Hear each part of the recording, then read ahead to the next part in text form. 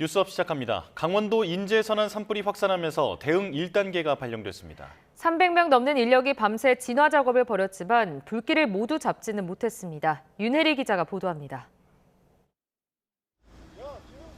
어두운 산등성이를 붉은 화염이 뚫고 나오고 희뿌연 연기가 가득합니다. 진화대원들은 불길 코앞까지 접근해 불이 더 번지지 않도록 방어선을 구축합니다. 연기 조심! 어제 오후 5시 20분쯤 강원 인제군 기린면의 야산에서 불이 났습니다. 야간이라 헬기를 투입하기 어려운 상황에서 불은 산 정상 방향으로 확산했고 산림당국은 대응 1단계를 발령했습니다. 현장에는 장비 60여 대와 인력 300여 명이 투입돼 밤새 진화 작업을 벌였습니다. 산불의 영향을 받은 구역은 조금씩 확대됐는데 민가로 번지지는 않았습니다. 불이 나자 인제군은 대피하라는 재난 문자를 보냈고 주민 12명이 경로당으로 이동했지만 다친 사람은 없는 것으로 파악됐습니다. 충남 태안에서도 산불이 나 2시간 반 만에 진화됐고 경기도 연천에서 난 산불은 산림 500여 평을 태우고 꺼졌습니다. YTN 윤혜리입니다. 네, 인제 산불은 현재 진화율이 60% 수준인데요. 조금 전부터 헬기가 투입됐는데 산림청은 오전 중으로 주부를 잡을 계획이라고 밝혔습니다. 취재기자 연결해서 자세히 알아보겠습니다. 김민경 기자, 현재 인제 산불 상황 자세히 짚어주시죠. 네, 밤사이에는 헬기 투입이 어려워 진화율은 크게 오르지 못했습니다. 새벽 1시 기준 60%였는데 조금 전 오전 7시 기준으로는 68%로 조금 올랐습니다. 올가을 들어 처음으로 산불 대응 1단계가 내려진 인제 산불. 산불 영향구역은 20헥타르, 불길은 2.74km로 파악됐습니다. 1.65km 구간의 불길은 잡았지만 여전히 1km가량의 불길이 남아있는데요. 오전 7시 기준 인제 지역의 기온은 영하 1.7도, 바람은 초속 3.7m입니다. 새벽보다는 바람이 조금 강해지긴 했지만 여전히 강풍 수준은 아닙니다. 산림청은 조금 전 7시쯤 첫 헬기가 투입됐다며 헬기 30대를 동원해 오전 중으로 주부를 진화하는 게 목표라고 밝혔습니다. 네, 동해안 지역은 요즘 산불 위험이 계속 커지고 있다고요? 네, 그렇습니다. 현재 동해안 지역에는 일주일 가까이 건조특보가 이어지며 연일 대기가 메말라가고 있습니다. 강풍특보는 해제됐지만 오늘까지 강원 영동과 경북 북동 산간에는 순간적으로 초속 20m 안팎의 강한 바람이 불 걸로 보여 산불 위험이 큰 상황인데요. 대기가 무척 건조한 데다 바람까지 강하게 불면 작은 불씨도 빠르게 번져 대형 산불로 이어질 수 있어 각별한 주의가 필요합니다. 산림청은 연일 산불 위험이 커지고 있는 만큼 산 주변에서는 불 피우기나 쓰레기 소각을 절대 하지 말아달라고 강조했습니다. 지금까지 과학기상부에서 YTN 김민경입니다. 네, 산불 상황 전문가 연결해 자세히 알아보겠습니다. 이용재 경민대 소방방재학과 교수 전화로 연결해 보겠습니다. 교수님 나와 계시죠? 예. 네, 안녕하십니까. 자, 조금 전인 7시부터 헬기를 동원해서 진화에 나서고 있다고 하는데요. 산불 진화 속도가 좀 날까요? 예, 그렇습니다. 일출과 동시에 사실 산불은 헬기가 가장 효율적으로 진압을 할 수 있는 것인데요. 예. 야간에는 헬기 투입이 불가능했기 때문에 방어에 주력을 했을 것이고 이제 동이 트자마자 약 25대 정도의 헬기를 투입을 해서 집중적으로 진압 활동이 진행될 것으로 알고 있습니다. 그래서 바람이기도 하고 그런 측면에서 봤을 때 좀 빠른 시일 내에 진압되지 않을까라는 기대를 해보고 있습니다. 예, 산림청과 소방당국이 밤새 진화 작업을 이어왔지만 불길을 모두 잡지는 못했습니다. 진화가 좀 어려웠던 이유가 뭐라고 보십니까? 예, 산불의 공통적인 특징이라고 하면요, 바람과 습도 부분, 또 뭐 여러 가지 수정이라든지 이런 것도 있습니다만, 특히 야간에는 인력이나 헬기나 이런 거에 의한 적극적인 산불 진화가 굉장히 어렵습니다. 그런 부분들이 이런 산불을 크게 하고 피해를 크게 하는 그런 주 원인이 될 수 있습니다. 예. 자, 요즘 동해안 지역의 산불 위험이 점점 커지고 있다라고 조금 전에 리포트로도 전해드렸는데 지금 경기도 연천에서도 산불이 발생했다고 합니다. 아무래도 건조한 날씨 탓이겠죠? 가장 중요한 거는 계절적인 요인이라고 볼 수 있고요. 뭐 우리나라가 어디나 다 늦가을부터 시작해서 이른 봄까지는 뭐 습도가 우리가 이제 시리오스라고 하는 것인데요. 이런 것들이 뭐 40% 이하로 대부분 다 지역이 떨어지다 보니까 이런 그 산불이 많이 나는 거고, 특히 요즘에 이제 많은 분들이 여러 가지 이유로 인해서 건강상의 이유라든지 이런 걸로 인해서 입산 활동이 많아지는 그런 그 특성을 보이고 있습니다. 그런 것들이 그 전국 어디나 가리지 않고 그 산불의 발생 빈도를 높이는 주요한 원인으로 작용하고 있습니다. 예. 예, 이 경북 동해안 지역도 그렇고 또 강원 영동 지역의 경우 대기가 매우 건조하고 바람도 강하게 불 거란 예보가 있는데요. 큰 산불이 발생할 가능성은 없습니까? 그건 당연히 있습니다. 그래서 지금부터 정확한 계절적으로는 이 시간부터 예. 앞으로 한 4월 정도까지는 우리나라 산불의 거의 60~70%가 이 시기에 집중되고 있고, 또 이 시기에 불이 났을 경우는 다른 시기보다 산불이 크게 되는 아주 공통적인 특성을 보이고 있기 때문에 우리 그 관계 당국도 조심을 해야 되겠지만, 무엇보다 우리 시민들 각자가 이 산불의 위험성을 인지하고 왜 산불이 이렇게 많이 나는지 그거에 대한 경각심을 가지고, 입산시에는 어떤 경우라도 화기를 토지하거나 담배에 불을 피시거나 또는 그 산림 주변에서 그 각종 그 화기 취급이 많습니다. 예. 뭐 화목 보일러라든지 쓰레기 소각이라든지 이런 것은 절대적으로 좀 피해 주시고 조심해 주셔야 될 그런 행동이다라고 말씀드리고 싶습니다. 예. 자, 지난해 산불이 많이 났을 때를 보면 산불 진화대원들의 인명 피해도 발생했기 때문에 이 부분도 좀 우려가 되는데, 현재는 안전하게 진화가 잘 되고 있을까요? 뭐 많이 보완은 됐다라고 저는 생각을 하고 있고요. 산불을 빨리 진압하는 것도 중요하지만 우리 진화대원이나 우리 소방대원분들이나 이분들의 어떤 생명 안전도 산불 못지않게 훨씬 더 중요한 부분이기 때문에 예. 그분들에 대한 어떤 보호 장구의 확보라든지 이런 것들이 좀 우선시돼서 좀 대응책이 마련됐으면 하는 그런 바람입니다. 예. 예, 이 산불은 번지기 시작하면 걷잡을 수 없이 빠르게 번지기 때문에 위험할 수 있잖아요. 초기에 산불을 잡을 수 있는 근본적 해결책 어떤 게 있을까요?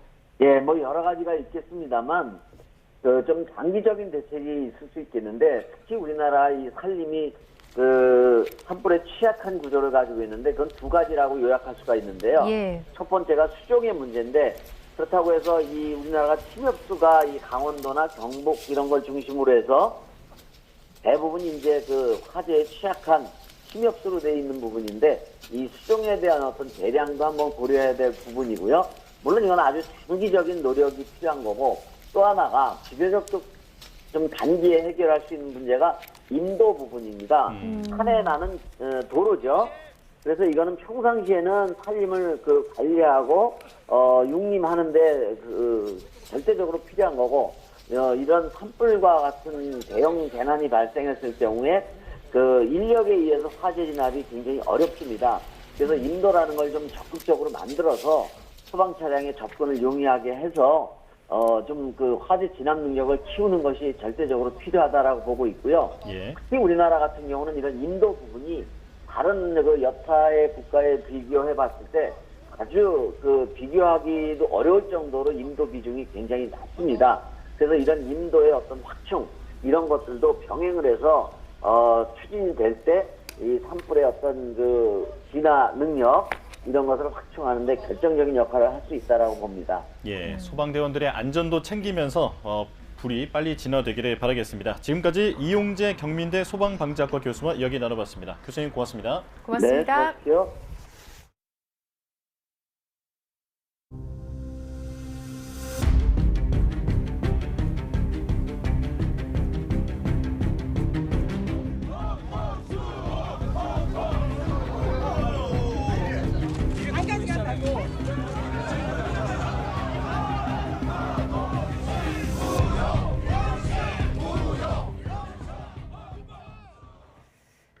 지난 2019년 패스트트랙 충돌 사건으로 기소된 옛 자유한국당 의원과 보좌진들이 6년 7개월 만에 1심에서 유죄를 선고받았습니다.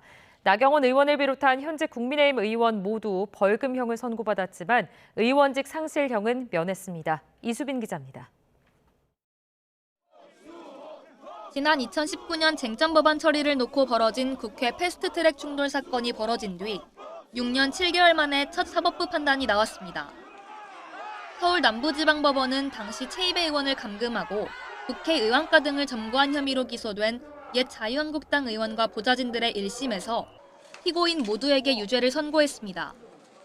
당시 원내대표였던 나경원 의원은 특수공무집행방해 등 혐의에 대해서는 벌금 2천만 원, 국회법 위반 혐의에 대해서는 벌금 400만 원이 선고됐고 국민의힘 송원석 원내대표는 각각 벌금 1,000만 원과 150만 원을 선고받는 등 현직 국회의원 6명 모두 벌금형을 선고받았는데 의원직 상실형은 면했습니다.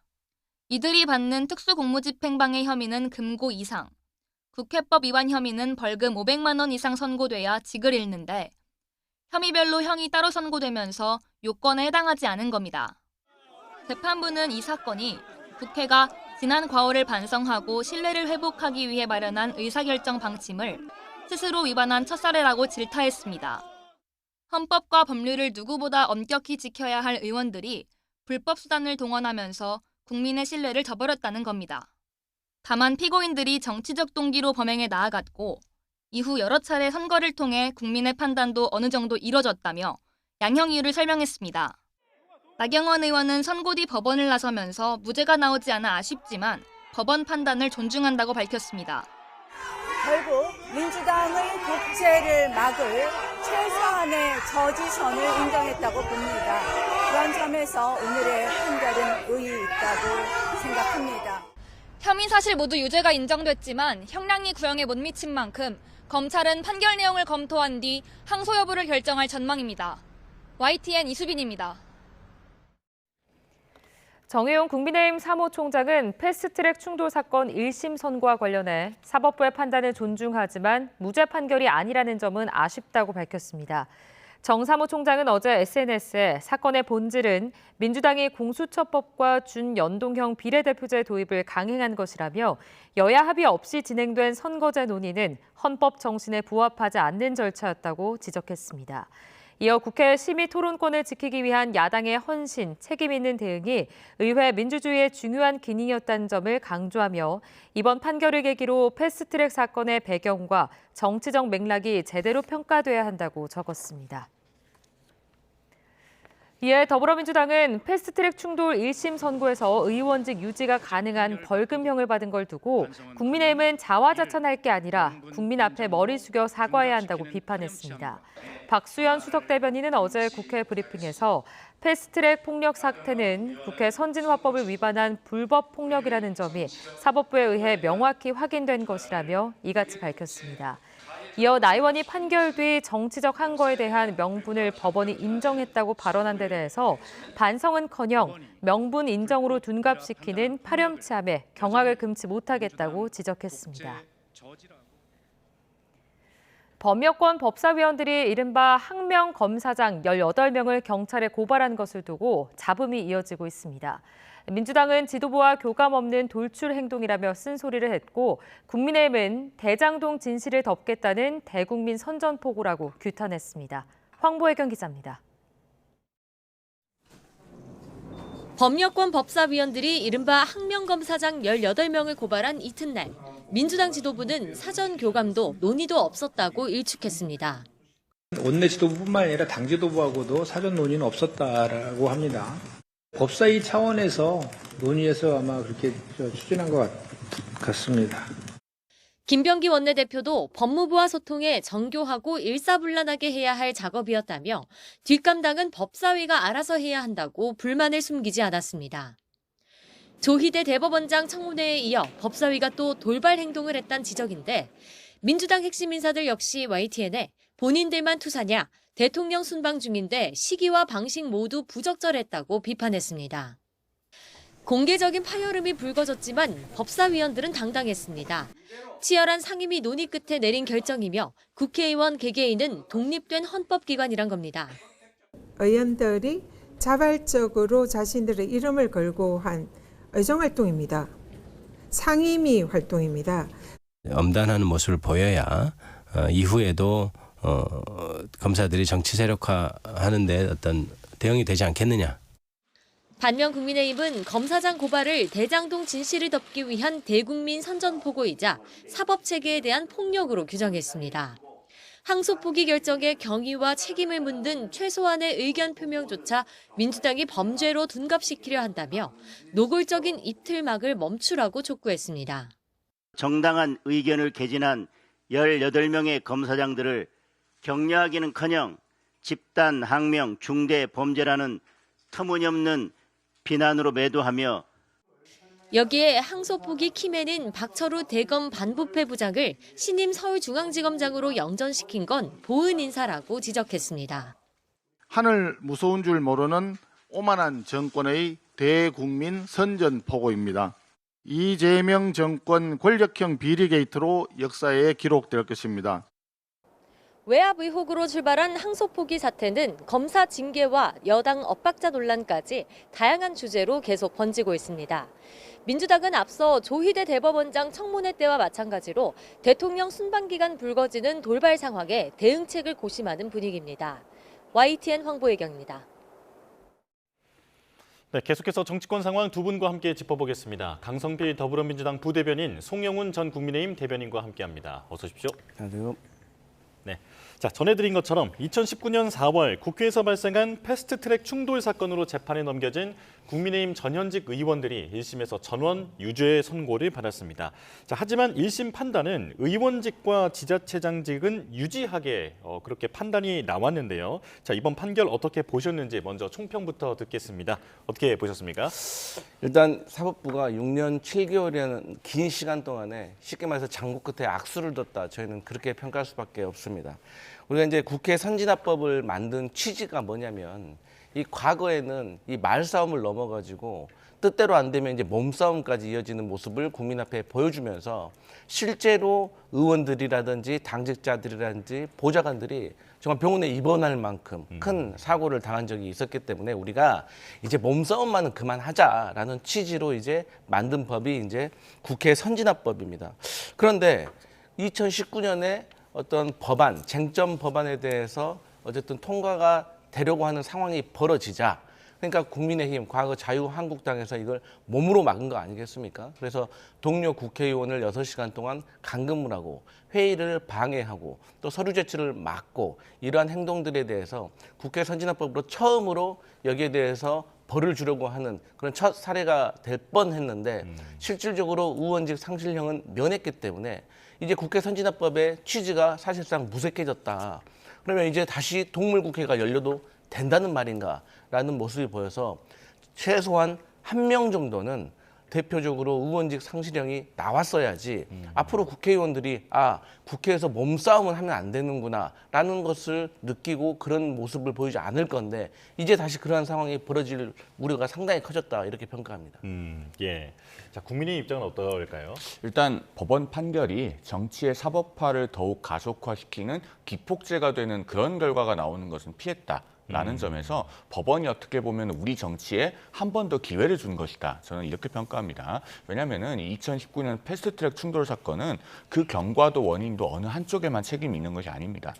국민의힘 전현직 의원들을 피고인으로 하는 사건이 지금 먼저 선고가 됐지만은 민주당 전현직 의원, 당직자 등 10명이 피고인인 사건도 다음 주 금요일에 결심 공판 예정되어 있지 않습니까? 예. 그리고 아마 연말이나 내년 초쯤 되면은 선고가 될 것으로 예상이 됩니다. 이렇게 양측 모두가 피고인인 사건들이 있고요. 또 사건의 배경이 된 것이 당시 민주당과 일부 야당 의원들이 공수처법 개정안 그리고 연동형 비례대표제를 하는 공직선거법 개정안을 패스트트랙에 올린 것을 일방적인 밀어붙이기식으로 하지 않았습니까? 그것이 사건의 단초가 되었고 그 과정에서 국회 내에서 대화 타협이 실종됐고 또 국회법의 빈틈을 노려서 강제적으로 사개특위위원을 바꾸는 일 등이 있었습니다. 예. 그런 것들이 원인이 됐기 때문에 이런 사건의 배경과 맥락을 고려했을 때 어느 한쪽에만 의원직 상실형이 선고가 된다면은 결국에는 정치의 사법화를 이용해서 다수가 국회 내에서 독주를 하면서 다른 한쪽에 어떤 과도한 반발을 유발하고 그렇게 해서 사법적인 수단을 통해서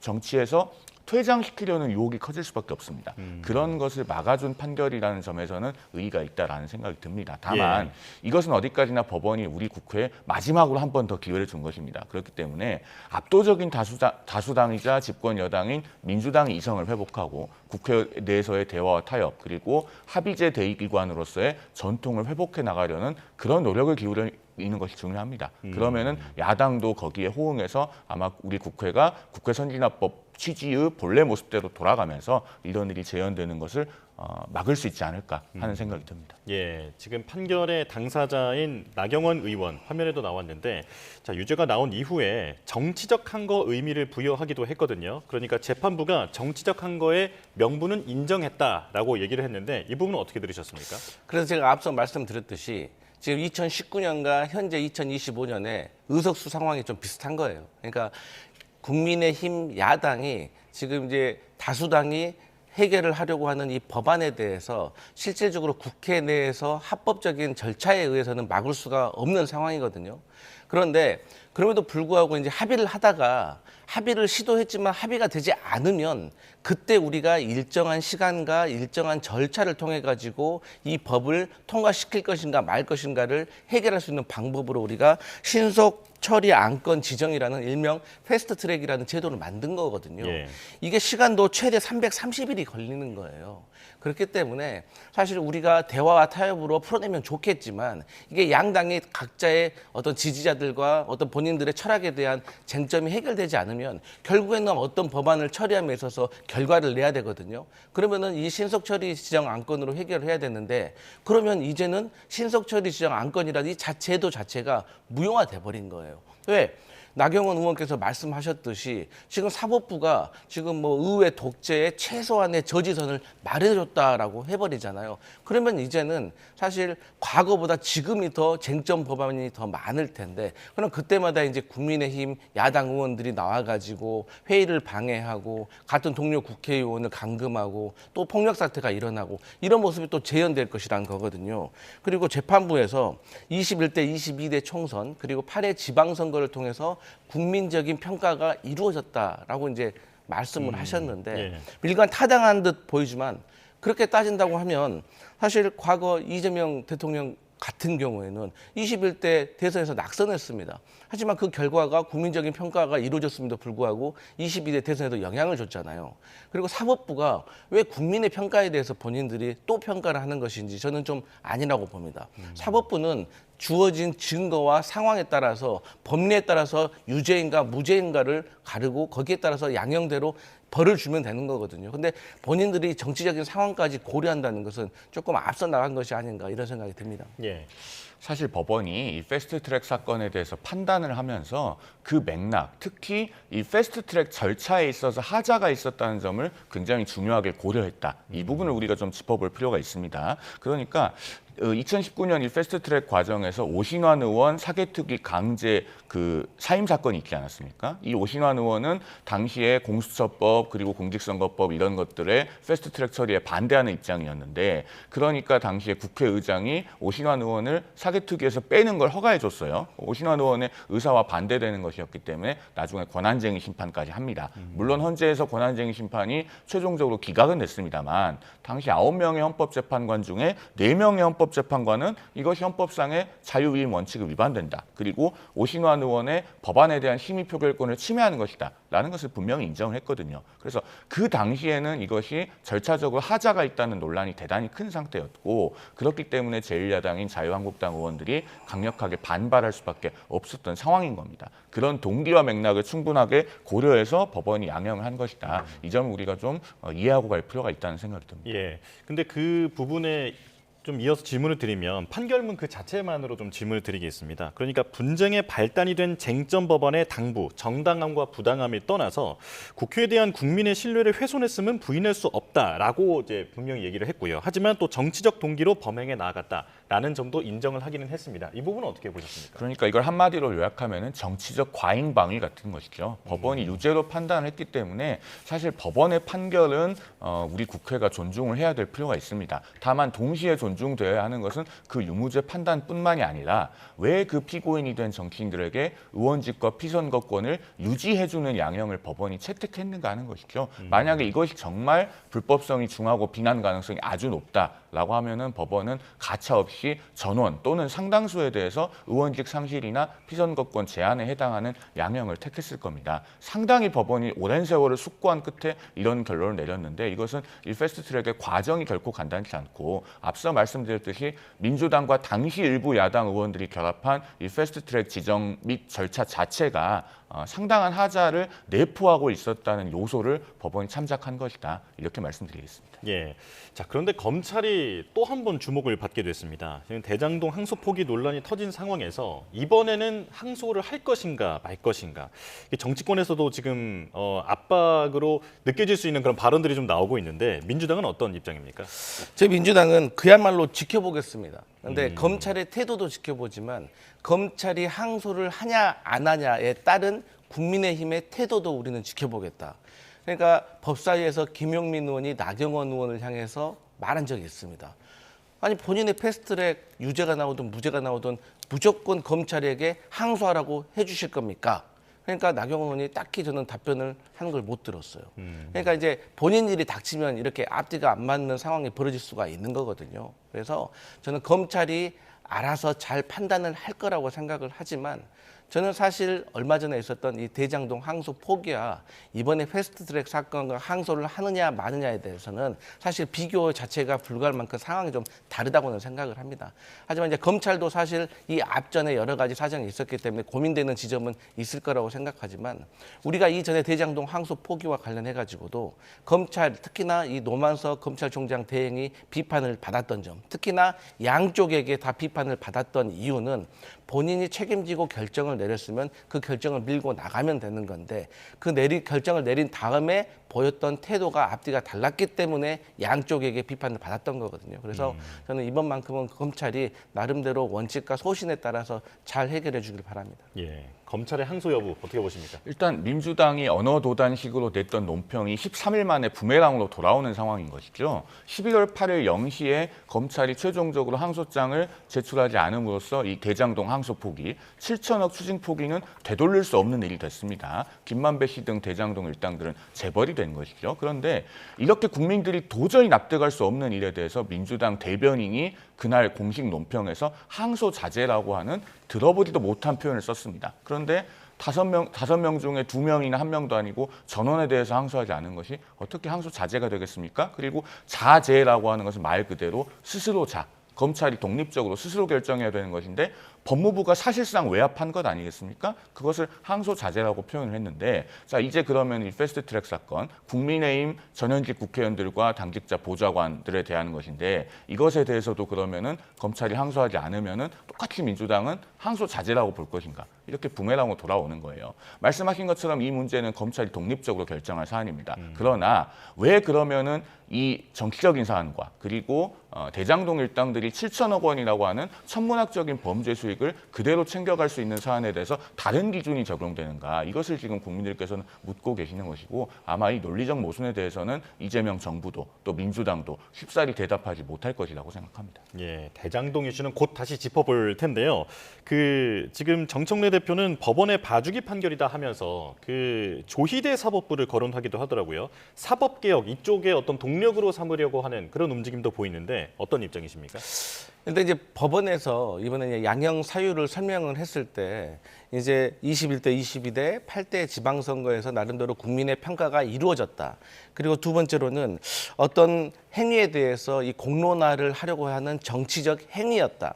그리고 세 번째가 죄는 있으나 벌은 주지 않겠다라는 취지로 그러니까 어떤 시간이 지남에 있어서 국민들의 평가가 이루어졌고 이것이 정치적인 행위이기 때문에 이것이 해결된 것이다라는 식으로 얘기를 했는데 제가 앞서도 말씀드렸지만 그러한 부분은 사실 정치적인 행위고 정치적인 해석이거든요. 저는 사법부가 주어진 증거와 상황에 대해서 판단을 하는 것이지 본인들이 이렇게 상황을 해석을 하는 것이 저는 과연 타당한가에 대해서 저는 국민들의 평가가 있을 거라고 생각을 하고 저는 어쨌든 간에 이 사법부가 그러면 이 양형을 내릴 때도 사실 나경원 그 의원의 경우도 따지면은 벌금 2천만 원 플러스 국회법은 400만 원이에요. 국회법은 500만 원이 넘었을 때 의원직을 상실하게 되잖아요.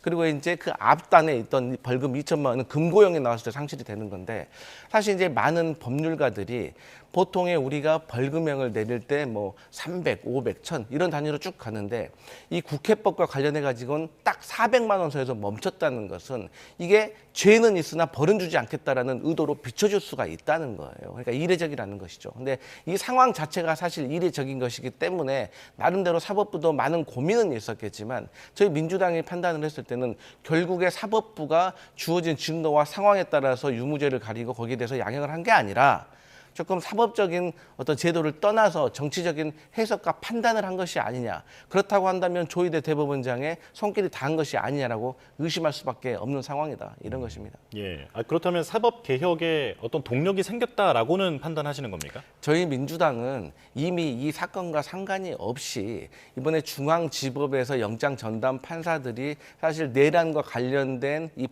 피의자들에 대해서 잇따른 기각을 내렸을 때부터 저희는 좀 문제가 있다라고 생각을 해서, 사실 이 전부터도 저희 민주당 내에서는 내란 전담 재판부의 설치가 필요하다라는 의견이 있었는데, 이러한 의견이 더 이제 거세지는 상황이다, 이렇게 설명드릴 수가 있겠습니다. 예, 사법 개혁 얘기까지 나왔으니까 입장을 안 들어볼 수 없는데요. 만물 조희대설이다라고 평가합니다. 조희대 대법원장이 2023년 가을에 대법원장이 됐는데, 그러면은 조희대 대법원장이 정말 일선 하급심의 재판에 구체적으로 개입할 수 있다면 이 사건을 진작에 정리해서 오히려 국민의힘 국회의원들의 사법 리스크를 털어주지 않았겠습니까? 이 시점에야 선고가 이루어진 것에 대해서 도대체 어떻게 대법원장과의 관련성을 설명할 수 있는가? 제가 이 부분 잘 납득이 안 되고요. 그다음에 국회법 위반 400만 원이 굉장히 특이한 경우라고 하셨는데, 500만 원부터 피선거권 상실 아닙니까? 그러면은 400만 원은 선거법으로 치면은 벌금 90만 원, 80만 원과 비슷한 겁니다. 민주당에도 벌금 80만 원이나 90만 원 받아서 의원직을 유지한 사례가 무수히 많이 있습니다. 그런 사례들을 어떻게 설명할 것인가라고 묻지 않을 수가 없고, 그다음에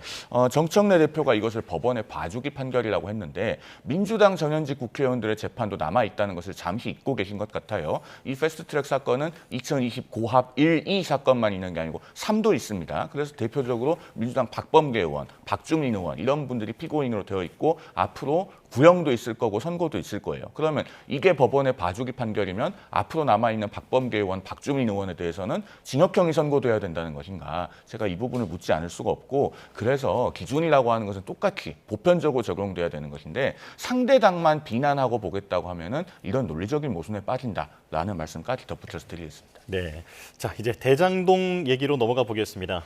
박철호 신임 서울중앙지검장이 오늘 취임식을 열 예정인데요. 취임사에 어떤 메시지가 담길지 많은 관심을 받고 있습니다. 일단 이 인사 조치에 대한 평가부터 좀 듣고 싶은데요. 민주당은 정당한 인사다라는 입장이죠. 그러니까 저는 그 인사권자가 본인의 인사 원칙과 철학에 따라서 인사를 한 것이기 때문에 그 나름대로 존중이 돼야 된다고 생각을 합니다.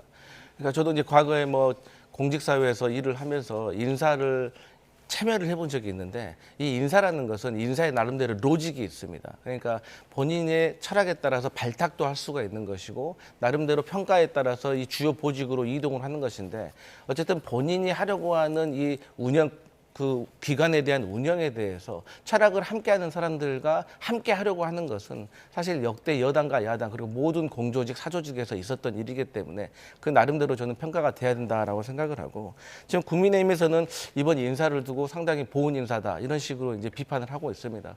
뭐 야당 입장에서는 저는 그럴 수도 있다고 생각을 해요.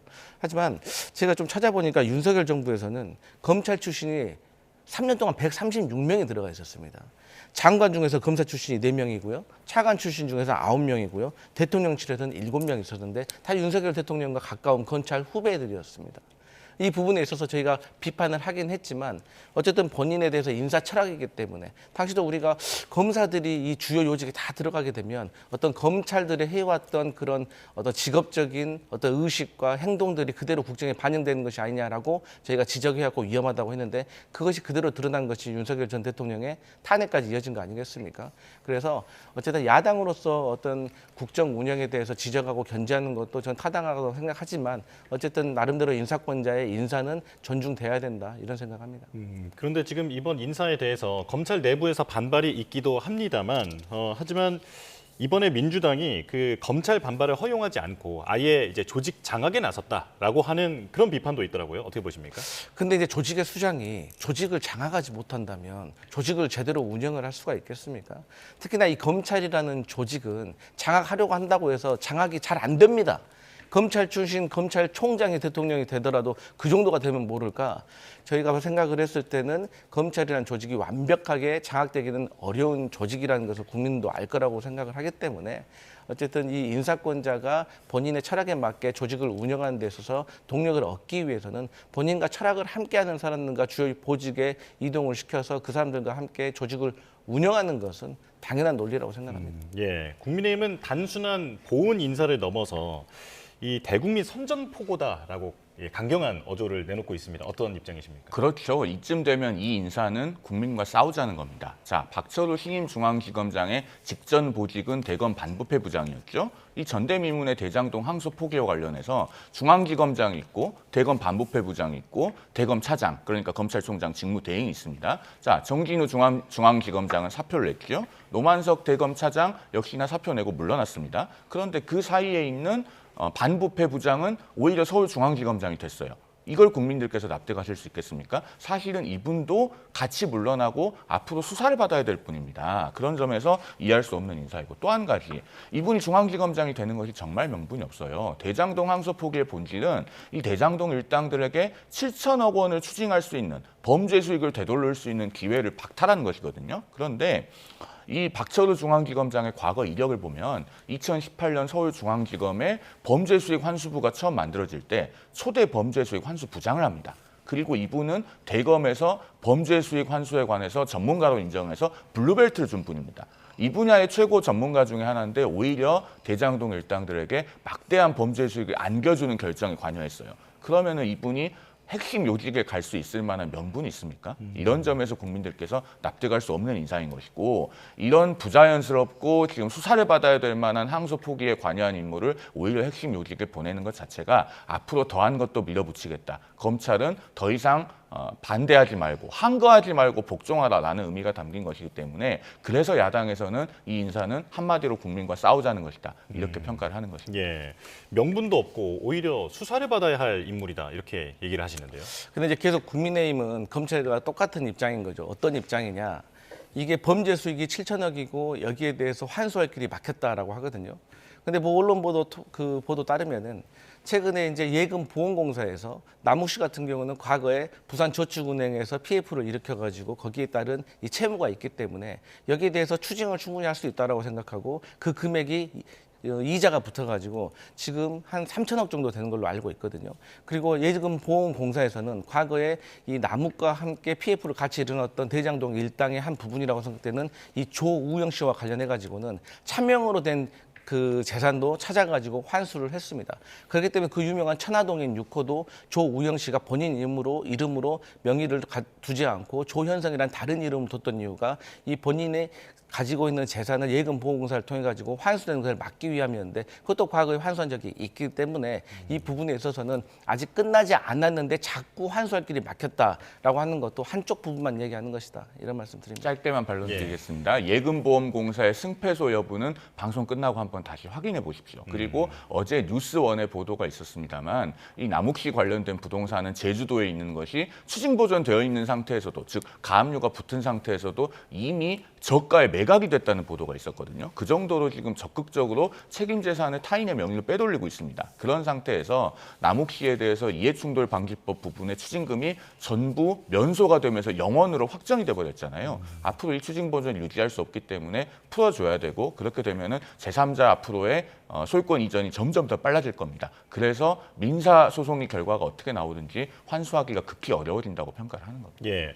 근데 법조인이시니까 이 부분을 좀 여쭤보고 싶은데, 지금 그 그 대장동 배임 규모 7,800억 원, 뭐 651억 원이다. 여러 가지 말이 다양하지 않습니까? 뭐가 맞는 겁니까? 이거 설명을 좀 해드리면요. 대장동에서 발생한 그 개발 사업의 수익은 택지를 분양해서 발생한 수익이 있고 그 택지 중에서 5개 블록을 김만배 씨 화천대유에 몰아줘서 발생한 아파트 분양 수익이 있습니다. 이 택지 분양 수익이 5,900억 정도 되고요. 그다음에 그 아파트 분양 수익이 3,690억입니다. 두 개를 합하면 9,603억 원입니다. 그중에서 성남도시개발공사는 이 대장동 일당들과 결탁해서 스스로의 손발을 묶었습니다. 그래서 퍼센트로 받아가지 않고 1,830억을 확정 수익으로 받아갔거든요.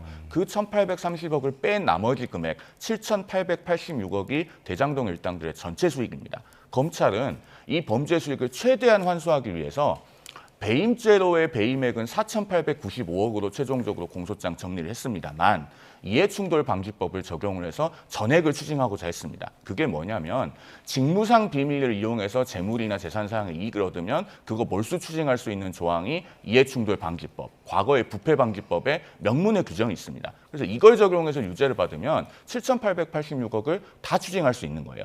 이 부분에 대해서 당시에 그 대장동 관련한 사업자를 공모할 때 공모지침서의 내용을 유동규 등이 이 대장동 일당들과 결탁해서 다 유출을 해줍니다. 이건 법원에서 1심 사실관계가 인정이 됐습니다. 그러나 공소시효 7년이 지났다고 판단을 해서 법원에서 그 부분을 면소를 해서 추징이 안 된 겁니다. 그런데 이 범죄의 기소 시점을 언제로 볼 것인지에 대해서는 이런 사안에 관한 대법원 판례가 없다는 것이 1심 판결문에도 써 있습니다. 그래서 그 수사팀 공판팀이 만장일치로 이건 항소해서 다시 판단을 받아봐야 됩니다. 라고 했는데 항소를 안 해서 그 부분 이제 판단을 뒤집을 길이 없어진 겁니다. 즉 7,886억은 전체 범죄 수익이고 4,895억은 배임으로 국한했을 때 나오는 건데요. 이거는 대장동 일당들이 성남도시개발공사 70%를 받아가는 게 맞다고 보면은 30%를 받아가게 되잖아요. 그걸 검찰은 용인하지 않기 위해서 이해충돌방지법을 적용해서 전체를 추징하고자 했다. 이렇게 이해하시면 되겠습니다. 근데 여기서 말씀드려야 되는 게 쉽게 말하면 이 대장동과 관련된 범죄 수익이라고 얘기할 수 있는 것이 택지 분양 대금하고 아파트 수익이에요. 그 합치게 되면은 한 7,880억 정도 되는데 여기에 대해서 이 재판부, 1심 재판부는 이 대장동 사업자들과 이 성남시가 5대5의 비율이라고 판단을 했기 때문에 대충 말해서 5,900억 정도가 되는 거거든요. 그럼 쉽게 계산해서 6천억이라고 계산을 한다고 하면 수익이 6천억이 났으니까 대장동 사업자 3천억 원, 성남시 3천억 원인 거예요. 근데 성남시 같은 경우는 확정 이익을 요구를 했잖아요. 1,800억. 그러니까 이 사업을 해가지고 플러스가 되든 마이너스가 되든 무조건 1,800억은 우리가 가져가겠다라는 거예요. 그렇기 때문에 3천억 원에서 1,800억을 뺀다고 하면 대충 1,200억이 되는데 정확히 따지면 1,180억 정도가 될 겁니다. 그리고 나머지는 3천억 원 대장동 일당들이 사업자가 5대5로 해서 가져가는 겁니다. 근데 검찰은 5대5가 아니라 70%라고 본 거예요. 거기에 대해서도 재판부는 검찰이 왜 임의적으로 70%라고 했는지 거기에 대해서 물었지만 검찰이 제대로 설명할 수 없는 거거든요. 그래서 이건 서로의 계산법이 다르기 때문에 여기에 대해서는 뭐 민사소송에서 또 다투겠지만 마치 국민의힘에서는 검찰에서는 본인들이 정한 임의의 70%가 맞는 것처럼 얘기하는데 이건 또 따져봐야 될 일입니다. 그 70%가요. 공모 지침서에 보면은 70% 이상을 성남도시개발공사의 수익으로 해서 사업 제안서를 내면은 그 부분에 대해서 만점을 주도록 되어 있었습니다. 그래서 검찰이 70%를 적용한 거고요. 다시 본질로 돌아가서 이 대장동 일당들이 그럼 30%는 법이 보장해 주는 게 맞습니까? 애초에 부정한 방법으로 사업자가 된 것이기 때문에 전액을 추징해야 되는 것이다 라고 하는 그 논리를 말씀을 드리는 겁니다. 예. 기소와 판결 액수가 너무 다르다 보니까 그래서 이제 두 분께 여쭤봤고요. 자세하게 설명을 해주셨습니다. 자, 지금 속보가 들어왔는데요. 국회로 가보겠습니다. 국민의힘이 원내대책회의를 열고 어제 패스트트랙 사건 1심 선고 대응을 논의합니다. 현장으로 가보겠습니다.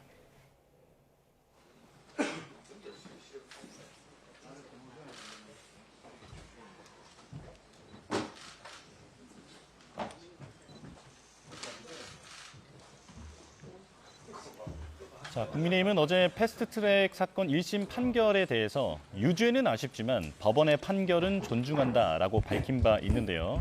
자, 곧바로 대장동 항소 포기 사태로 전선을 넓히는 모습입니다. 지금 송원석 원내대표의 발언 들어보겠습니다. 내일은 김영삼 전 대통령 서거 10주기입니다. 오늘 우리 국민의힘 지도부는 10주기 기념 추도식에 참석합니다.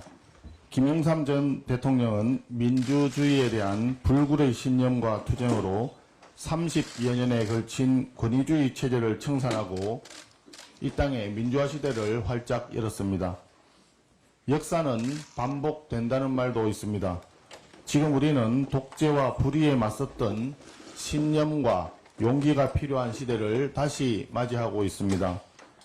김영삼 전 대통령이 남기신 정신을 다시 한번 깊이 새기면서 독재의 길로 들어서고 있는 이 정권에 맞서 결연하게 싸워나가겠다는 각오를 다집니다. 대장동 항소 포기의 주역인 박철우 중앙지검장으로의 승진, 항소 포기를 요구한 검사장 18명 전원 고발, 이재명 정권식 신상 필벌의 본질이 무엇인가를 극명하게 보여줍니다. 정권의 입맛에 맞춰 일하면 승진, 정권의 입맛에 맞지 않으면 고발. 결국 공직자들에 대한 줄 세우기밖에 되지 않습니다.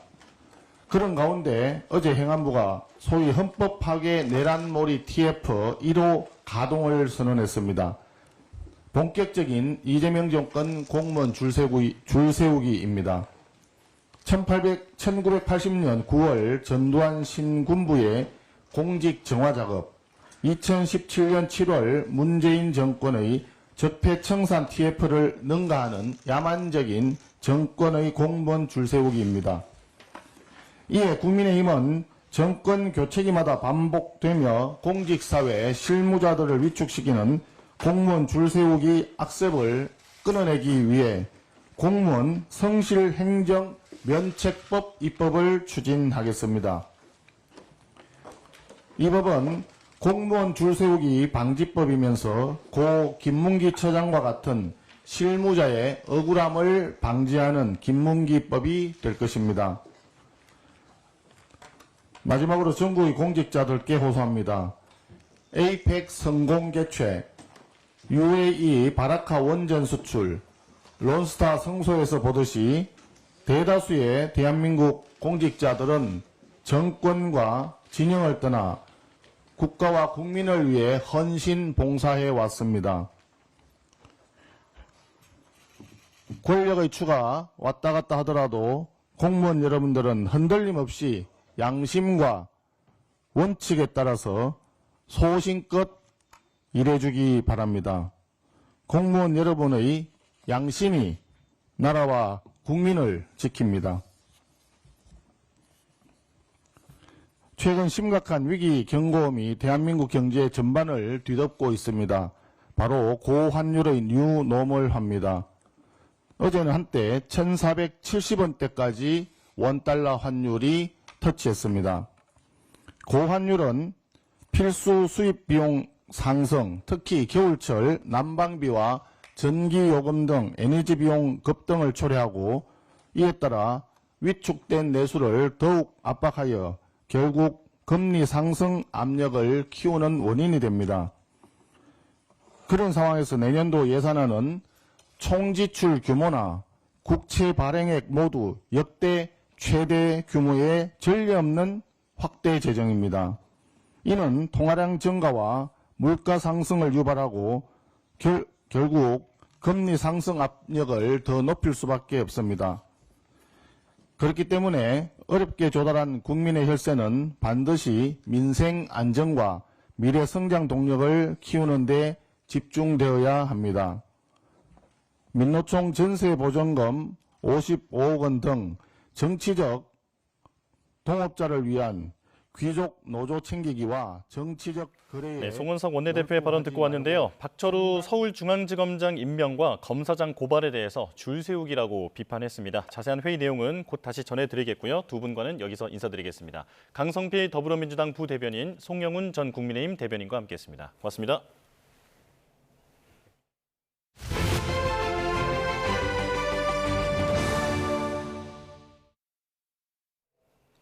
두 번째 중동 순방국인 이집트를 공식 방문한 이재명 대통령이 정부의 대중동 구상인 샤인 이니셔티브를 제안했습니다. 평화와 번영, 문화를 토대로 중동과 한반도가 상생하는 미래를 열어가겠다고 강조했습니다. 강진원 기자입니다. 이집트의 대표적 명문대인 카이로대 강당이 수교 30주년을 맞은 대한민국의 대통령 연설을 듣기 위해 모인 학생 등으로 가득 메워졌습니다. 기립박수 속에 입장한 이 대통령은 양국 관계의 미래를 열어갈 주역들을 만나는 게 최고의 문화유산을 보는 것보다 설렌다며 화답했습니다. 특히 아랍권 맹주로 불리는 이집트에서 평화와 번영, 문화 등 세 영역에 걸친 정부의 대중동 구상, 샤인 이니셔티브를 전격 공개했습니다. S는 스테빌리티, 안정을, H는 하모니, 조화를, I는 이노베이션, 혁신을, N은 네트워크를, E는 에듀케이션, 교육을 뜻합니다. 안정과 조화에 기반한 평화를 한반도와 중동에 구축하고 한 이집트 포괄적 경제 동반자 협정 같은 제도적 기반을 강화하는 혁신을 통해 공동 번영을 이끌겠다는 겁니다. 네트워크와 교육, 즉 양국 대학 간 교류와 연수 프로그램 등을 확대하면 문화 교류의 지평 또한 넓어질 거라고 강조했습니다. 앞서 열린 한 이집트 정상회담에서도 경제와 교육, 문화 등 주요 분야에서 두 나라 관계를 더욱 발전시켜야 한다는 공감대가 형성됐습니다. والاستفادة مما يتيحه من فرص واعدة. واتفقنا خلال المباحثات عن أهمية اتخاذ خطوات تنفيذية. 이른바 평화 촉진자로서 한반도와 중동을 포함한 국제 평화에 한국과 이집트 두 나라가 함께 기여하자는 데도 뜻을 같이 했습니다. 한반도와 중동 지역 평화를 위한 서로의 역할을 지지하며 동시에 국제 평화를 위해 계속 연대하기로 하였습니다. 두 정상은 이번 회담의 결실이 조속히 현실화하도록 대통령 비서실장을 중심으로 소통 창구를 만들어 논의를 이어가기로 했습니다. 이집트에서 주요 일정을 마무리한 이 대통령은 이제 다자 외교가 펼쳐지는 무대로 발걸음을 옮깁니다. 이 대통령은 남아공에서 열리는 G20 정상회의는 우리 외교 지평을 아프리카 등으로 넓히는 계기로 활용할 것으로 보입니다. 카이로에서 YTN 강준원입니다. 이집트 공식 방문 일정을 마친 이재명 대통령이 우리 시각으로 오늘 오후 주요 20개국 G20 정상회의가 열리는 남아프리카 공화국으로 이동합니다. 위성락 국가안보실장은 이집트 현지 브리핑에서 이 대통령이 현지 시각으로 22일부터 남아공 G20 정상회의 일정에 돌입한다고 밝혔습니다. 연대와 평등, 지속 가능성을 주제로 열리는 이번 회의에서 이 대통령은 글로벌 책임 강국으로서 위상을 강화하고 다자 무역 체제 복원을 위한 여건 조성에 앞장설 거라고 위 실장은 설명했습니다. G20 정상회의를 계기로 프랑스, 독일과의 양자회담과 중견국 모임인 믹타 정상회동도 개최될 예정입니다. 해경이 여객선 1등 항해사가 사고 당시 휴대전화를 봤다는 진술을 확보했습니다. 해경은 1등 항해사와 인도네시아 국적 조타수를 중과실 치상 혐의로 긴급 체포하고 사고 원인을 조사하고 있습니다. 임영준 기자입니다. 여객선 뱃머리가 무인도를 들이받은 채 섬 위에 올라타 있습니다. 승객과 선원 260여 명과 차량 110여 대를 태운 채 좌초한 퀸 제누비아 2호입니다. 제주에서 목포로 가던 길에 사고가 난 겁니다. 26,000톤급 대형 여객선으로 해당 항로를 하루 2차례 오갑니다. 사고 지점은 평소 경로에서 180m가량 벗어난 곳. 현재로서는 선장 또는 항해사의 과실로 판단하고 있습니다. 항해 관계자의 부주의로 사고가 났을 가능성이 제기되는 가운데 해경은 사고 당시 휴대전화를 봤다는 1등 항해사 진술을 확보했습니다. 당시 선박 조종은 1등 항해사가 맡았는데 수동으로 운항해야 하는 구간에서 자동 항법 장치에 조종을 맡긴 채 휴대전화를 봤다는 겁니다. 이 과정에서 1등 항해사가 선박 결함을 주장했다가 돌연 포털뉴스를 봤다고 진술을 바꾼 사실도 드러났습니다. 자동 조타가 안 되는 구간인데 이 이랑사나 인도네시아 조타수가 무슨 이유로 이거를 수동으로 바꾸지 않았는지. 사고 원인 규명의 핵심은 배가 나아갈 방향을 바꾸는 변침을 언제 했는지가 될 것으로 보입니다. 좁은 해역에서 변침이 늦어지면 배가 항로에서 벗어날 수 있기 때문입니다. 해경은 CCTV 등을 토대로 정상적이지 않은 항로로 항해한 경위를 파악하고 있습니다. 또 중과실 치상 혐의로 1등 항해사와 인도네시아 국적 조타수를 긴급 체포하고 선장을 입건했습니다. 해경이 1등 항해사의 부주의가 있었다는 진술과 항해 관계자들의 신병을 확보한 만큼 사고 원인 조사엔 더욱 속도가 붙을 전망입니다. YTN 임영준입니다. 포스코 포항제철소에서 배관 청소를 하던 노동자들이 가스에 중독돼 3명이 심정지 상태로 병원에 이송됐습니다. 이번 사건을 제외하고도 올해 포스코 사업장에서는 노동자 6명이 목숨을 잃었습니다. 허성준 기자가 보도합니다. 경북 포항에 있는 포스코 포항제철소입니다. 이곳에서 배관 찌꺼기를 청소하던 노동자들이 가스를 마셔 쓰러진 건 오후 1시 40분쯤입니다. 일산화탄소가 원인인 것으로 추정되는데 모두 6명이 정신을 잃었습니다.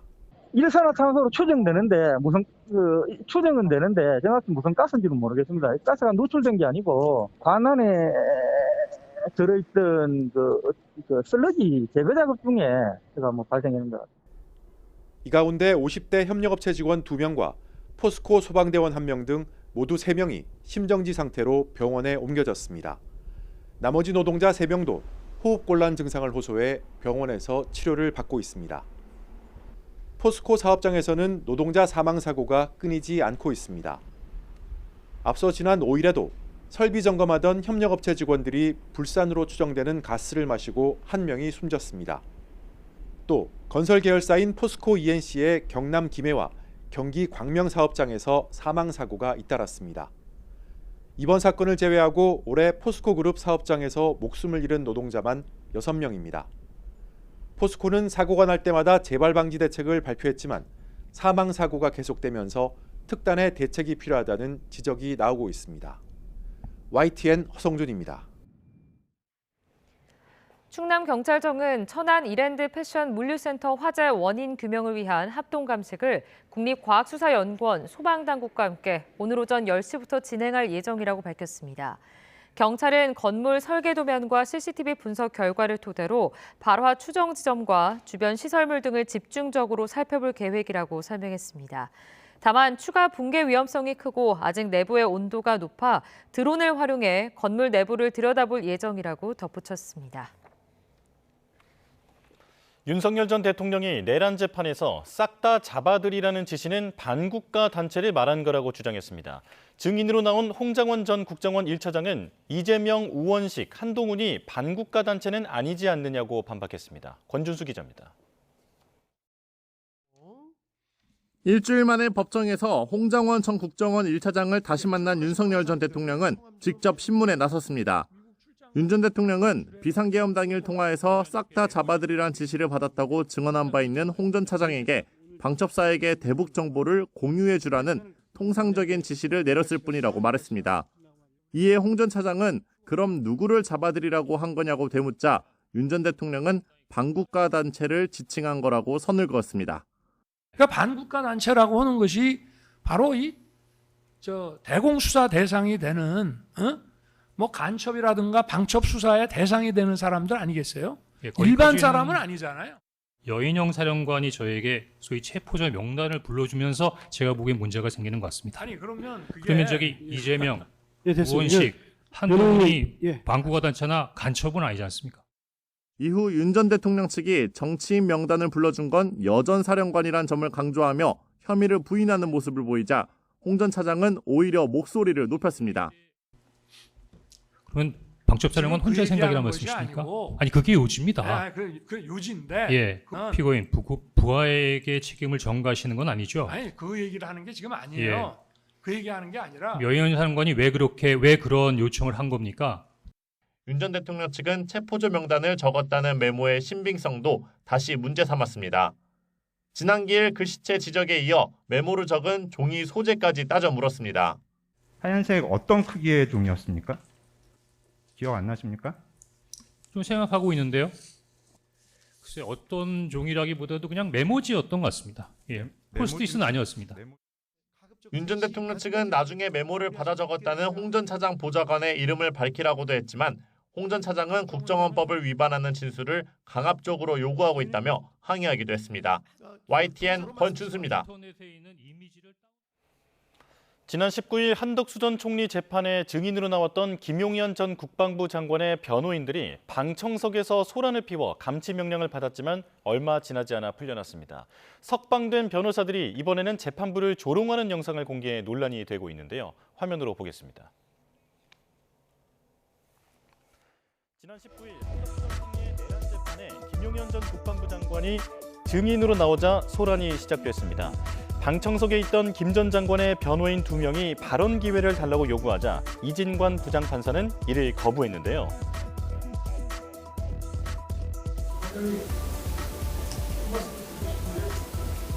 누구십니까? 거부를 합니다. 거부했고요. 이 법정은 방청권이 있어야만 볼 수가 있습니다. 퇴정하십시오. 네. 퇴정하십시오. 지금 명합니다. 자, 지금 하시면 감시합니다. 나가십시오. 나가십시오. 소란이 이어지자 재판부는 별도의 감치 재판을 열어 두 변호사에게 감치 15일을 선고했습니다. 그러나 같은 날 밤 감치 명령 집행 정지가 이뤄졌고 풀려난 변호사들은 유튜브에 재판관 실명을 거론하며 조롱하는 영상을 올렸는데요. 우리 팀에 대적하는 놈들은 무조건 죽습니다. 이제 이진관 이놈 죽었어 이거. 여러분들 이진관이가 벌벌벌 떠는 걸 보셨어야 돼요. 전문용어로 뭣도 아닌 엄청 위세를 떨더라고요. 근데 법무부는 이들이 풀려난 경위에 대해 서울구치소가 수용 거부한 것이 아닌 신원 확인에 필요한 감치자 인적사항 보완을 요청한 것이라고 설명했습니다.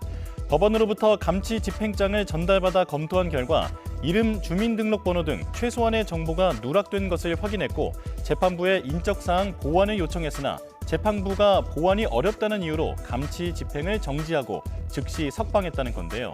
서울구치소도 법원의 석방 명령에 따라 법원 구치감에서 이들을 석방한 거라고 강조했습니다. 한마디로 소란을 피운 변호인들은 감치 재판 과정에서 인적사항을 정확히 말하지 않고 버티며 구치소 수감을 피한 것으로 보입니다. 형법 제138조에 따르면 법원의 재판을 방해하거나 위협할 목적으로 법정이나 그 부근에서 모욕 또는 소동을 일으킬 경우 3년 이하의 징역 또는 700만 원 이하의 벌금을 내릴 수 있는데요. 그만큼 중대한 범죄로 볼 수 있다는 겁니다. 김 전 장관의 재판이 계속 이어지는 만큼 변호인들의 이러한 발언과 행동에 대한 논란은 계속 이어질 것으로 보입니다. 헌법재판소에서 맞붙었던 윤석열 전 대통령이 홍장원 전 국정원 1차장이 어제 내란 재판에서도 설전을 벌였습니다. 네, 법정에서 어떤 이야기들이 나왔는지 박성배 변호사와 함께 짚어보겠습니다. 어서 오세요. 안녕하십니까? 네, 안녕하십니까? 자, 조금 전에도 영상으로 보여드렸습니다만 윤석열 전 대통령이 증인과 직접 공방을 주고받았습니다. 이게 고성이 오가니까 재판장이 중지하기도 했는데 이례적인 장면이었죠. 사실 홍 전 차장은요, 지난주에 이미 증인으로 출석해서 검찰의 주신문에 응했습니다.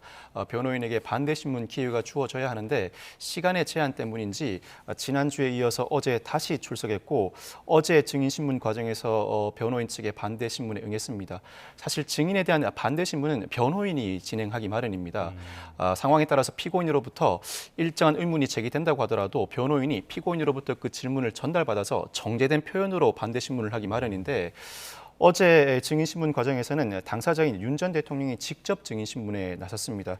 직접 증인신문에 나서다 보니 증인과 충돌은 다소 불가피한 측면이 있었고 홍 전 차장이 증인으로서 단순히 답변을 하는 수준에 넘어서서 반문을 제기하기까지 하자 고성에 이른 것으로 보입니다. 재판장이 이러한 고성을 말리는 모습을 보여줬는데 당사자인 피고인이 주된 반대 신문을 진행하고 증인과 다툼을 벌이는 모습 흔히 볼 수 있는 광경은 아니라고 할 수 있습니다. 예.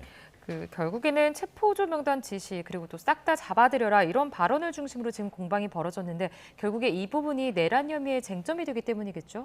앞서 홍 전 차장은 여인영 전 방첩 사령관으로부터 체포조 명단을 가지고 활동하고 있으니 위치 추적을 요청한다는 취지의 발언을 들었다고 진술한 바 있습니다. 이에 대해서 윤 전 대통령이 직접 반대 신문에 나선 것인데 사실 타인 간의 대화에 의문을 제기할 때는 상당히 신중하게 접근해야 합니다. 그렇지 않을 경우에는 상당한 반대의 반박에 직면할 우려가 높은데 윤 전 대통령은 이 위치 추적이라는 것은 영장 없이는 안 되는 것 아닌가라고 반문을 했더니 오히려 홍 전 차장이 그럼 여인영이 독자적인 판단으로 체포하려고 했던 것인가, 부하한테 책임을 전가하는 것인가라는 반문을 듣게 됩니다.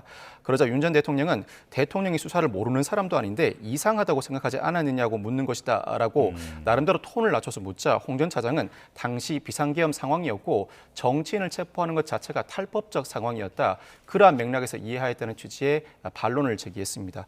이어서 윤 전 대통령은 홍 전 차장과 직접 대화를 나눈 부분에 대해서 반대 신문을 진행했는데 싹 다 잡아들이라 발언. 앞서 홍 전 차장은 윤 전 대통령이 싹 다 잡아들여라. 대공수사권을 국정원에 지원해주겠고 방첩사에 인력, 자금 지원도 지시했다고 진술한 바 있습니다. 이에 대해서 윤 전 대통령은 대공수사권과 자금 이야기는 방첩사 역량 보강과 같은 차원이 아니냐, 일반적인 방첩사 역량 보강 차원이 아니었는지를 물었는데 홍 전 차장은 그럼 싹 다 잡아들이라는 건 누구를 잡아들이라는 거냐라고 반문했고, 이에 대해서 윤 전 대통령이 명시적으로 부인을 하지 못합니다.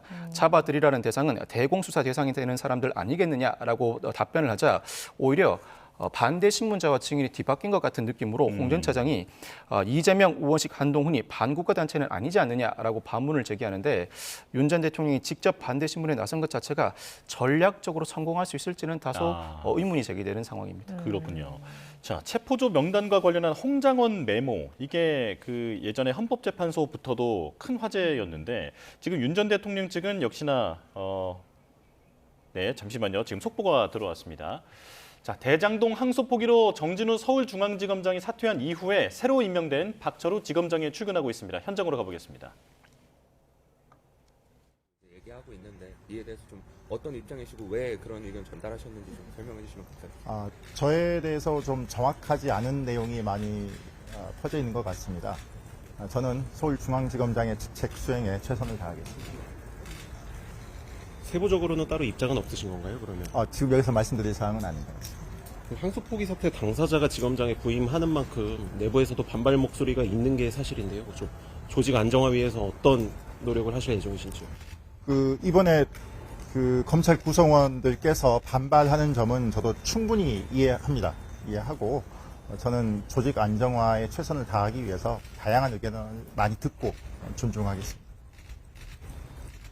이제 여당에서는 반발 검사들, 이번에 반발한 검사들 징계하겠다는 이제 주장도 펼치고 있는 것 같은데 이에 대해서 좀 어떤 입장이신지 설명 좀 해주시면 감사하겠습니다. 다시 한번 말씀드리지만 반발한다는 그 어떤 검찰 구성원의 어떤 생각과 정서 저는 충분히 이해하고 공감하고 있습니다. 여쭤본 게 이제 징계 주장에 대해서 좀 어떤 입장이신지 여쭤보는 건데. 저희 말씀드린 바와 같이 검찰 구성원이 반발하는 그 어떤 정서에 대해서는 정치권에서도 좀 널리 좀 이해해 주셨으면 하는 게 제 소망입니다. 검찰 구성원들의 그 반발을 이해한다고는 하시지만 사실 지금 항소 포기관에서는 정확한 입장을 말씀 안 해주고 계시거든요. 좀 어떤 입장이신지 다시 한번 여쭤봅니다. 저에 대해서 정확하지 않은 내용이 퍼져 있다는 점만 말씀드리고 싶습니다. 어떤 게 정확하지 않은가요? 여기서 말씀드리기 적절치 않습니다. 신임 지검장으로서 그러면 소감 한 말씀 부탁드립니다. 네. 막중한 책임감을 느낍니다. 검찰에 대한 국민의 신뢰 회복과 검찰 구성원의 사기 진작이 모두 시급한 이 시기에 이 중책을 맡게 되어서 어깨가 너무 무겁습니다. 저는 중앙지검 구성원 모두가 검찰 본연의 업무에 집중할 수 있게끔 조직 안정화에 최선을 다하겠습니다. 항소 포기 관련해서 하나만 더 여쭤보면 그러면 당시 항소 포기 결정이 맞는 결정이었다고 지금 생각하십니까? 그 부분에 대해서는 제가 언급하는 것은 적절치 않은 것 같습니다. 그래도 담당 책임자셨는데 지휘 라인에 계셨고 입장은 그래도 말씀을 해주시면. 항소 포기에 대해서 검찰 구성원들께서 많이 반발 수긍하지 못하는 점에 대해서는 저도 충분히 이해하고 공감한다는 점 말씀드립니다. 충분히 이해하고 공감하면 입장을 말씀해 주셔야 되는 거 아닌가요? 다들 궁금해하고 있을 것 같은데요. 아니, 이해하고 공감한다고 않습니까? 네네. 그 항소 포기 그럼 좀 어떤 항소 포기가 적절했다고 보시는지를 저희는 여쭙는 겁니다. 그러니까 제가 거기에 대해서 언급하는 건 적절치 않은 것 같습니다. 검찰청 폐지에 대해서는 동의하십니까? 오늘 중앙지검장 취임하는 거니까 오늘 여기까지만 저 진행하겠습니다. 하나만 더 마지막 그럼 이번에 이제 대장동 범죄 수익금 관련해서 이제 좀 우려 목소리도 큰 상황이지 않습니까? 네. 이 관련해서 뭐 중앙지검 차원에서는 좀 어떻게 좀 대응하실 계획이신지 설명해 주시면 감사하겠습니다. 오늘 그 담당 부서하고도 직접 보고도 받고 같이 좀 연구해 보겠습니다. 최선을 다해야죠. 네. 자, 박철우 신임 서울중앙지검장의 출근길 메시지 듣고 왔습니다. 자신에 대해 정확하지 않은 이야기가 많다면서 앞으로 서울중앙지검장으로서 최선을 다하겠다라고 밝혔고요. 그리고 검찰의 반발은 충분히 이해한다. 앞으로 구성원의 의견을 듣고 존중하겠다라고 얘기를 했습니다. 자, 그리고 기자가 항소 포기가 옳았다고 보느냐라고 묻는 질문에는 즉답을 피했고요. 그리고 구성원들의 반발은 이해한다라고 다시 강조를 했습니다. 잠시 뒤 10시에 비공개 취임식이 열리고 여기에서 취임사가 공개될 예정인데 저희가 이어지는 뉴스에서 자세하게 다시 다뤄드리도록 하겠습니다. 자, 박성배 변호사와 이야기 계속 나눠가겠습니다. 홍장원 메모, 이 부분에 대한 신빙성을 윤 전 대통령 측은 계속 공격을 하고 있는데 이게 아직 증거 채택 여부가 결정이 안 된 겁니까? 일단 홍 전 차장이 작성한 1차 메모에 보좌관이 정사한 2차 메모는 폐기된 상황입니다. 다음 날 보좌관이 작성한 3차 메모가 있고 홍 전 차장이 여기에 가필한 4차 메모만 존재하는 상황입니다. 윤 전 대통령 측은 메모 간의 동일성이 없다고 주장하는 반면에 홍 전 차장은 기억을 추가한 것에 불과하다고 주장하고 있습니다. 아직까지는 재판부가 증거 채택 결정을 하지 않았는데 문서에 대한 증거 채택 결정은 모든 증인신문을 마친 이후 증거 조사 단계에서 진행되기 마련입니다. 윤 전 대통령 측은 보좌관이 작성했다는 건 출처 불명이라 증거 채택에 이의를 제기한다고 발표하고 있고 특검 측은 실질적 작성자가 증인 즉 홍 전 차장이므로 증거로 채택되어야 한다고 주장하고 있습니다. 예. 예, 그 홍장원 전 차장의 진술을 믿을 수 없다고 했더니 조태영 전 국정원장이 현재 구속된 상황이잖아요.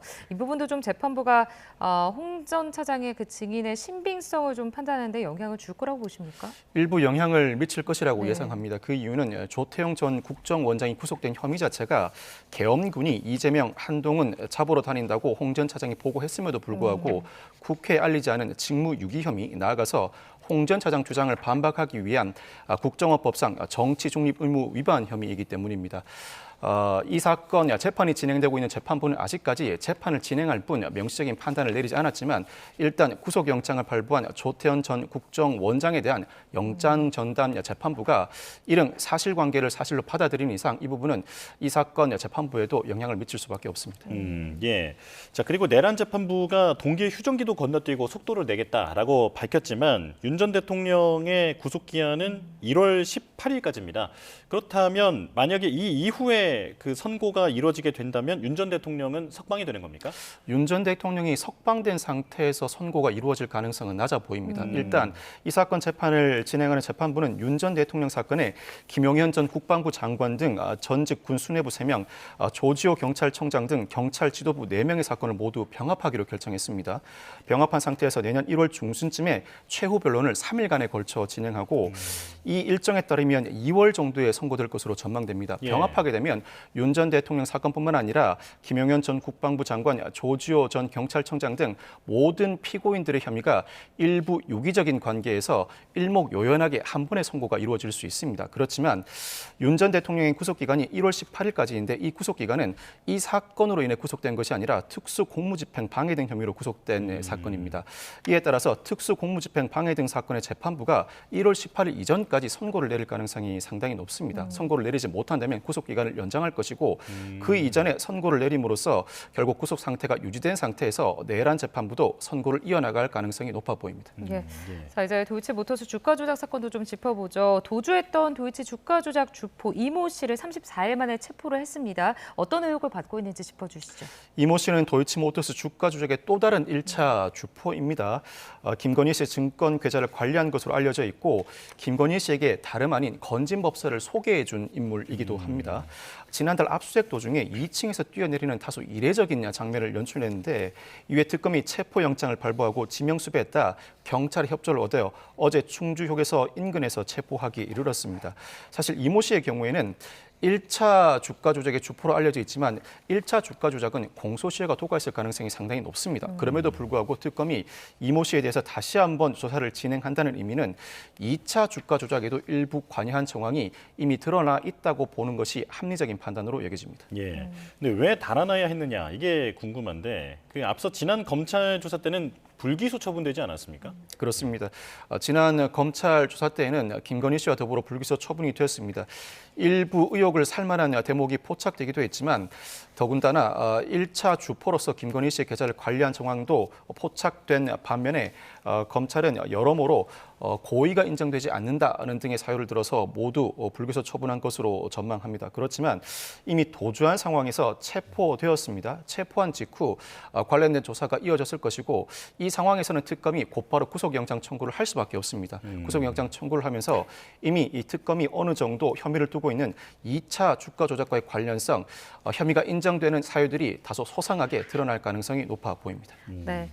간단하게 좀 최상병 특검 상황도 좀 짚어보겠습니다. 이제 수사기한이 일주일 남았습니다. 오늘 수사 결과 마무리 좀 발표가 있는데 어떤 성과를 냈는지 좀 종합해 주신다면요. 일단 VIP 경로의 실체를 밝혀냈다는 부분, 나아가서 임 전 사단장을 구속함으로써 최상병 순직 사건의 주요 책임자를 가려냈다는 부분은 성과라고 할 수 있습니다. 그렇지만 이 사건은 최상병 순직 사건 외에도 수사 외압 의혹, 구명 로비 의혹, 모두가 수사 대상인데 전반적으로 수사가 상당히 아쉽습니다. 수사 외압 의혹과 관련해서는 이종섭 전 국방부 장관을 비롯한 군사보좌관, 검찰단장, 법무관리관, 김계한 전 사령관에 대한 구속영장 모두가 기각되었습니다. 즉 수사 외압 의혹과 관련해서는 향후 불구속 기소를 한다고 하더라도 재판 단계에서 상당 부분 혐의를 입증할 수 있을지 의문이 제기되는 상황입니다. 나아가서 구명로비 의혹과 관련해서는 별다른 혐의점을 발견하지 못한 상태에서 수사 외압 의혹의 정황 증거로만 관련 의혹을 제기할 수밖에 없어 보입니다. 알겠습니다. 여기까지 설명 듣겠습니다. 박성배 변호사와 함께했습니다. 고맙습니다. 감사합니다.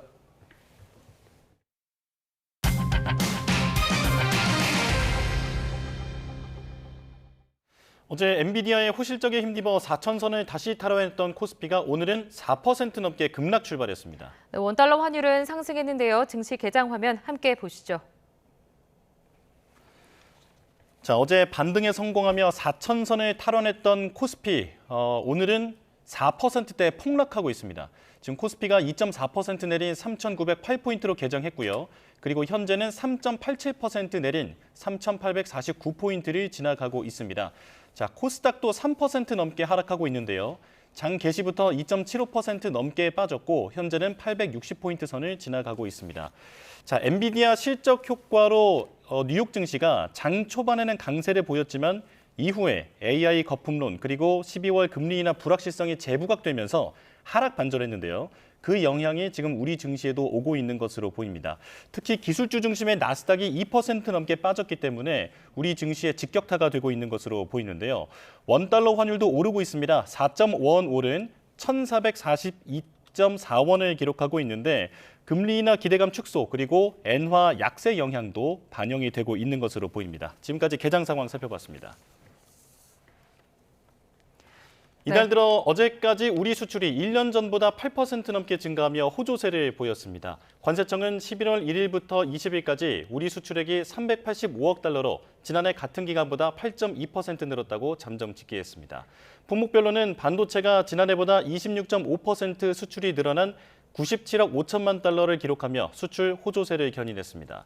또 지난달 마이너스 성장했던 승용차 수출도 지난해보다 22.9% 늘어난 것으로 나타났습니다. 수출 국가별로 보면 중국 수출이 전년 대비 10.2%, 유럽연합 수출도 4.9% 확대됐습니다. 특히 지난달에는 관세 영향으로 미국으로의 수출액이 1년 만에 16% 넘게 줄었지만 이번 달 20일까지는 미국 수출액은 지난해 같은 기간 대비 5.7% 늘었습니다. 같은 기간 우리 수입은 361억 달러로 전년 대비 3.7% 증가해 무역 수지는 24억 달러 흑자를 기록했습니다. 자, 또다시 속보 전해드리겠습니다. 삼성전자가 노태문 사장에 대해서 정식 DX 부문장 및 대표이사 선임을 했다라는 소식이 들어왔습니다. 지금 다시 한번 파악해서 전해드리겠습니다. 지금 삼성전자 인사가 난 것으로 보이는데요. 지금 삼성전자가 정식 DX 부문장과 대표이사로 노태문 이사를 선임했다라는 소식이 들어왔습니다. 자, 지금 삼성전자 관련된 소식도 이어지는 뉴스에서 전해드리겠습니다. 자, 다음 소식입니다. 오늘 새벽 서울 신월동에 있는 아파트에서 큰 불이 나 50명이 병원으로 옮겨졌습니다. 네, 필로티 주차장에 세워둔 차량에서 불이 난 것으로 추정되고 있는데요. 자세한 소식 사회부 취재기자 연결해서 알아보겠습니다. 김희영 기자, 현재 불은 꺼진 겁니까?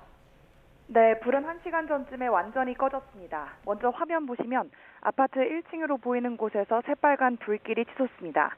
연기가 강하게 뿜어져 나오면서 아파트 위층까지 잿빛 연기가 가리고 있습니다. 소방대원들이 연신 물을 뿌리면서 진압하는 모습도 볼 수 있습니다. 오늘 새벽 5시 반쯤 서울 신월동에 있는 9층짜리 아파트에서 불이 났습니다. 이 불로 주민 27명이 옥상 등으로 대피하고 22명이 구조되는 등 60명에 가까운 사람들이 몸을 피했습니다. 또 현재까지 50명이 연기를 마셔 병원으로 옮겨진 것으로 파악됐습니다. 주차장에 있던 차량 18대도 완전히 탄 것으로 추정됩니다. 소방은 신고 10여 분 만에 대응 1단계를 발령해 오전 7시쯤 큰 불길을 잡고 오전 8시쯤 불을 완전히 껐다고 밝혔습니다. 또 필로티 구조의 1층 주차장에 있던 차량에서 불이 시작된 것으로 보인다며 정확한 원인과 피해 규모를 조사하고 있다고 설명했습니다. 지금까지 사회부에서 전해드렸습니다. 경기도 부천에서 50대 남성이 식당에서 흉기를 휘둘러 2명이 다쳤습니다. 남성은 경찰의 현행범으로 체포됐는데 주차 문제로 다툼이 있었던 것으로 전해졌습니다. 밤사이 사건 사고 소식 배민혁 기자가 전해드립니다. 어두운 골목 한 식당 앞에 물로 바닥을 치우는 적이 그대로 남았습니다. 경기 부천시 여월동에 있는 식당에서 50대 남성 A씨가 다른 남성 2명에게 흉기를 휘둘렀다는 신고가 접수된 건 밤 11시 반쯤입니다. 흉기를 휘두른 남성은 신고를 받고 출동한 경찰에게 현장에서 체포됐습니다. A씨와 피해자들은 평소 알고 지내던 지인으로 알려졌는데 피해 남성들이 A씨 아내가 운영하는 가게 앞에 차를 세운 뒤 다른 식당에서 술을 마신 것을 두고 다툼이 있었다고 목격자는 증언했습니다. 조금 되고 있겠습니다. 그러니까 이분이 열받은 거예요. 니네 우리 가게도 안 오면서 나한테 싸우자는 것밖에 안 되지 않냐. 피해자들은 목과 허벅지 등을 다쳐 병원으로 옮겨졌지만 생명에는 지장이 없는 것으로 파악됐습니다. A씨에게 살인미수 혐의를 적용한 경찰은 정확한 범행 동기를 조사한 뒤 구속영장 신청 여부를 검토할 것으로 보입니다. 경기 성남시 상적동에 있는 터널에선 화물차와 소형 SUV가 부딪혔습니다. 이 사고로 화물차 운전자 70대 남성이 심정지 상태로 병원에 옮겨졌고 SUV 운전자 30대 남성이 다쳤습니다. 서울 회원동 사거리에서는 차량 2대가 부딪혀 4명이 다쳤습니다. 경찰은 정확한 사고 경위를 조사하고 있습니다. YTN 배민혁입니다. 맑고 건조한 날씨에 산불이 비상입니다. 강원 인제군은 현재 산불 진화 작업이 이뤄지고 있는데요. 기온과 바람이 비교적 안정적이어서 날씨로 인한 큰 어려움은 없지만 계속해서 추가 산불 나지 않도록 조심하셔야겠습니다. 오늘 전국 하늘 맑은 가운데 일교차 큰 늦가을 날씨가 이어지겠습니다. 그럼 먼저 자세한 특보 상황부터 살펴보도록 하겠습니다. 현재 영동과 경북 동해안에 8일째 건조주의보가 이어지고 있는데요. 대기가 메말라 있는 데다가 오늘까지 바람도 강하게 불어서 이 지역에 계신 분들은 특히 불 조심하셔야겠습니다. 낮 기온은 서울이 12도, 대구와 광주 13도, 부산 15도까지 오르겠고 아침과 낮의 기온차가 10도 안팎으로 크게 벌어지겠습니다. 주말에도 이맘때 늦가을 날씨가 이어지겠습니다. 다만 다가오는 월요일에는 중서부에 비가 내리겠고 화요일부터는 다시 날이 추워질 전망입니다.